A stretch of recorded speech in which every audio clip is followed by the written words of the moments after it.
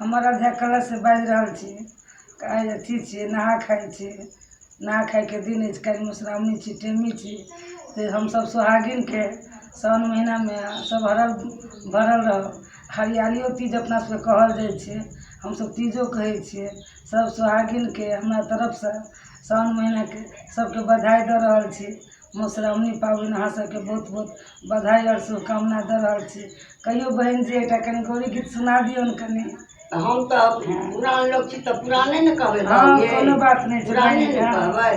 मधुश्रावणी के नहा के जे पबनी दिन सब नहा सुना के काल्हि टेमी हेतै, सबके भाड़ दौड़ हेतैन, तऽ हम एकटा पुराने गीत कहि दै छी। केहन नीक लगै छै यार, लेकिन भाड़ दौड़ अबै छै तऽ आ ई गीत सब तो लवका लोग पसंद नहीं पसंद करै तऽ हम कनि मोन पारि दै छियै ने। हाँ, कहियो कहियो।